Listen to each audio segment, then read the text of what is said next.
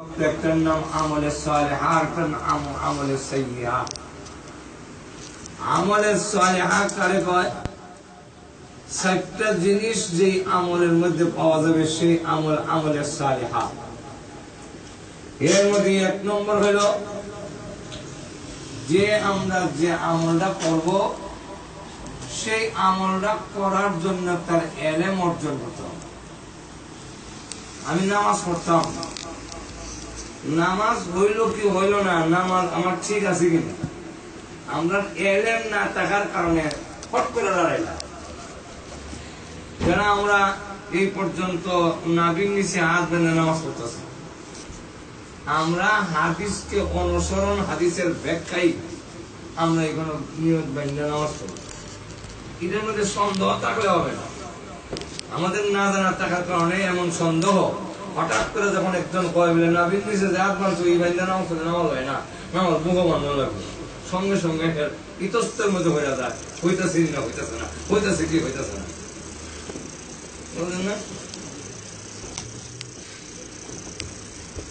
এত বছর ধরে নামাজ পড়লো,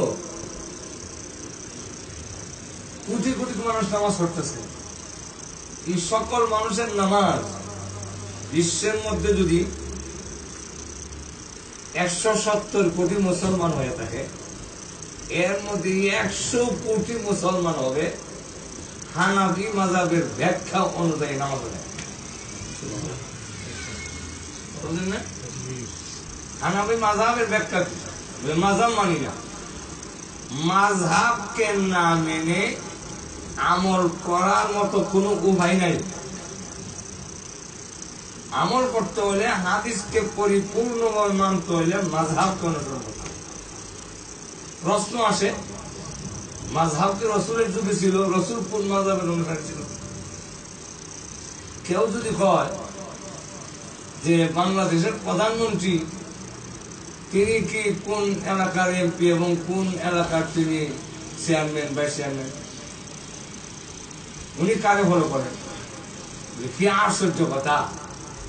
বাংলাদেশের প্রধানমন্ত্রী তো চেয়ারম্যান আর এমপি কে অনুসরণ করবে না, বরং সকল চেয়ারম্যান, এমপি কে এবং সমস্ত মন্ত্রীকে অনুমোদন দেয় তিনি।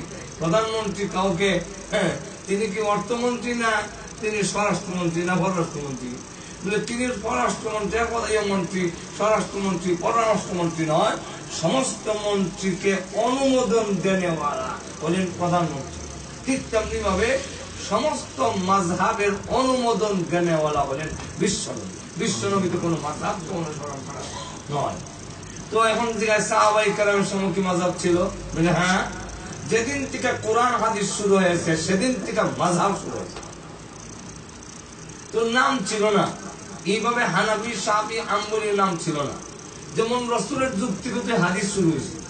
সাহাবায়ে কেরামের যুগে কি কোনো হাদিসের নাম ছিল বুখারী? সাহাবায়ে কেরামের যুগে কি কোনো হাদিসের নাম ছিল মুসলিম? সাহাবায়ে কেরামের যুগে কি কোনো হাদিসের নাম ছিল তিরমিজি শরীফ? এগুলোর নাম তো ছিল না। পরবর্তীতে যিনি সংকলন করছে তার পরিবৃত্ত করে নাম হয়েছে। ঠিক তেমনি হবে মাযহাব আগ থেকে চলে আসছে, কিন্তু পরবর্তীতে এটাকে সুন্দর নিজাম শৃঙ্খলার সাথে রূপ ধারণ করার কারণে এক একটা নাম হয়েছে হানাফি, শাফি, হাম্বলী, হানাফি, মালিকি, এভাবে নাম হয়েছে। কিন্তু মাযহাব আগ থেকে চলে আসছে। তখন সময় সাহাবায়ে কেরাম, যে সমস্ত সাহাবায়ে কেরাম জানতেন না, তারা সাহাবায়ে কেরাম জাননেওয়ালা সাহাবায়ে কেরামের কাছ থেকে জেনে আমল করতেন। যেমন মক্কার লোকেরা মাসআলা জিজ্ঞাসা করতেন, রাইসুল মুফাসসিরিন আব্দুল্লাহ ইবনে আব্বাস, ওনাকে অনুসরণ করতেন। যেমন মদিনার লোকেরা যায়েদ ইবনে সাবিতকে অনুসরণ করতেন। যেমন কুফার লোকেরা আব্দুল্লাহ ইবনে মাসউদের কে অনুসরণ করতেন। যারা রাসূলের কাছ থেকে ডাইরেক্ট শিখছেন তার তো আর কাউকে অনুসরণ করতে হয় না। কিন্তু যারা রাসূলকে দেখেন নাই তারা কাকে, কার ব্যাখ্যা অনুযায়ী কাকে জিজ্ঞাসা করে চলবেন? অবশ্যই আল্লাহ কোরআনে বলছেন, তুমি যা জানো না জাননেওয়ালার কাছ থেকে জেনে নাও। কথাটা বুঝছেন? এখন লক্ষ্য করে দেখেন যে মাযহাব ছাড়া, মাযহাবের ব্যাখ্যা ছাড়া আপনি আমল করতে পারবেন না। যেমন লক্ষ্য করে দেখেন, হাত কোন জায়গায় রাখবে, হাতটা কোন জায়গায় রাখবে? এখন রসুল নামাজে হাত কোন জায়গায় রাখতেন? হাদিসের মধ্যে পাওয়া যায় আল্লাহ সব বিধি রসুল বুকের মধ্যে হাত বাঁধছেন। আর এক হাদিসের মধ্যে আছে তাহাতা সুররা রসুল নাবির নিচে হাত বাঁধছেন। আরেক হাদিসের মধ্যে আছে রসুল নাবির উপরে হাত বাঁধছেন ফাওকা সুররা। আরেক হাদিসের মধ্যে আছে রসুল হাত বাঁধছেনই না লম্বা করে রাখছেন।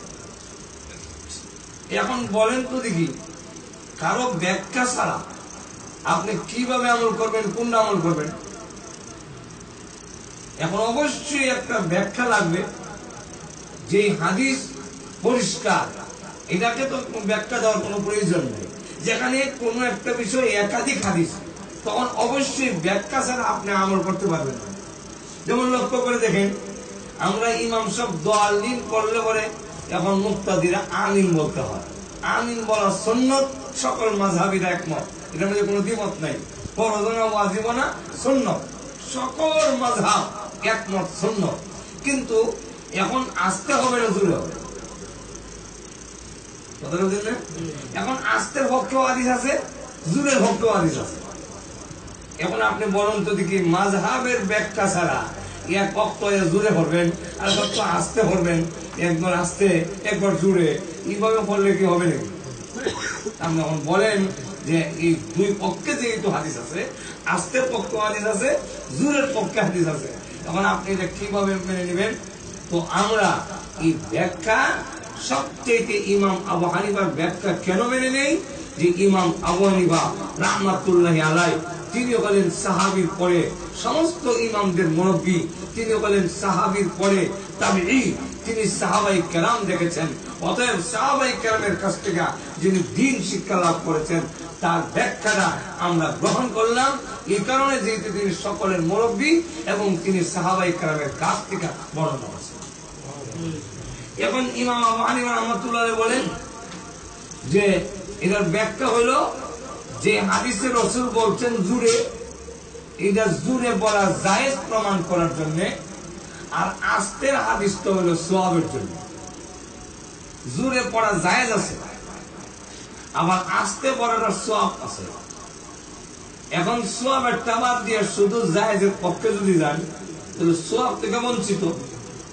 এই জন্য এখন লক্ষ্য করেন ব্যাখ্যা ছাড়া, কারো ব্যাখ্যা ছাড়া যেখানে দ্বিপক্ষে হাদিস আছে এটা আমল করা যায় না। এখন ব্যাখ্যা দিচ্ছেন যে বুকে যে হাদিস, এই হাদিসটা যে রাসূল বুকে হাত বাঁধছেন, সমস্ত ইমামরা একমত বুকের হাদিসটা হলো মহিলাদের জন্য রাসূলের হাদিস। তার জন্য মহিলাদের জন্য। আপনারা তখন বলবেন যে রাসূল তো বুকের হাদিস যারা বলতেছেন পুরুষ আর নারী, নারীরা মানবে বুকে, পুরুষ মানবে নাভির নিচে, নামাজের মধ্যে আবার কোনো পার্থক্য আছে নাকি? আল্লাহ রাসূল তো হাদিসের মধ্যে বলছেন সাল্লু কামা রাআইতুমুনি উসাল্লি। এই হাদিসটা বলা হয় রাসূল বলছেন যে তোমরা নামাজ পড়ো যেইভাবে আমাকে নামাজ পড়তে দেখো। এখানের মধ্যে আগের পিছনের কথা এবং হাদিসটা কেন বললেন সেই কথা সম্পূর্ণ বাদ দেওয়া হয়।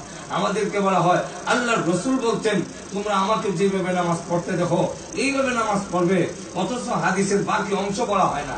হাদিসের বাকি অংশ বলা হয় না। বাকি অংশ কি এবং কেন হাদিসটা বলা হয়েছে? হাদিসটা বলার কারণ হলো কাজা নামাজ, সহজ নামাজ তো আমরা রাসূলের যে রাসূলের পিছনে হুজুর আপনি যেমনি পড়েছেন আমরা তো দেখছি এইভাবে নামাজ পড়তে পারি। রাসূল কেন বললেন যে আমাকে যেভাবে নামাজ পড়তে দেখো এইভাবে নামাজ পড়বে, এই কথা বললেন কেন? সাহাবী তো দেখতে আছে রাসূলের কেন। এটার কারণ হলো সাহাবায়ে কেরামের কয়েকজনের নামাজ কাজা হয়ে গেছিল। তো নামাজ কাজা হয়ে যাওয়ার পরে রাসূলের কাছে গিয়ে জিজ্ঞাসা করলেন, ইয়া রাসূলুল্লাহ, ফরজ নামাজ তো আপনার পিছনে করি, আপনি যেমনি করেন এমনি আমরা পড়বো, আমাদের যে নামাজ কাজা হয়ে গেল তখন আমরা কেমন করবো? আল্লাহ রাসূল তখন বললেন সাল্লু কামা রাআইতুমুনি উসাল্লি, আমাকে যেভাবে নামাজ পড়তে দেখো, নামাজ কাজা নামাজ, এইভাবে কোনো কারণে নামাজ যদি কাজা হয়ে যায় তো আমাকে যেভাবে নামাজ পড়তে দেখো সেইভাবে তোমরা নামাজ আদায় করবে। এবং হাদিসের শেষের অংশ উল্লেখ করা হয়েছে তখন এরকম যদি হয় ৩-৪ জন একখানে গেছিলেন, যাওয়ার পরে নামাজ কাজা হয়ে গেল, আর কাজা হয়ে গেলে এখন এই নামাজটা কিভাবে আদায় করবেন? আল্লাহ রাসূল বলেন যদি নামাজ ছুটতে থেকে থাকে কাজা নামাজ জামাতের সাথে তোমরা আদায় করবে, তোমাদের মধ্যে যে মুরব্বী যে বড় তাকে তোমরা ইমাম বানিয়ে নেবে। তাহলে এখন নারী পুরুষের যদি কোনো পার্থক্য না থাকে, তাহলে শেষের অংশে যদি নামাজ ইমাম হয়, তো তোমাদের মধ্যে যে মহিলা মুরব্বী তাকে তোমরা ইমাম বানিয়ে নেবে। প্রথম অংশ মানলে শেষের অংশ মানবেন না। আল্লাহ রসুল যেভাবে নামাজ করবো, এবং রসুল বলছেন যে তোমরা তোমাদের মধ্যে যে মুরব্বী তার ইমাম বানাই দিবা। তাহলে যদি এখানে কোনো মহিলা বয়স্ক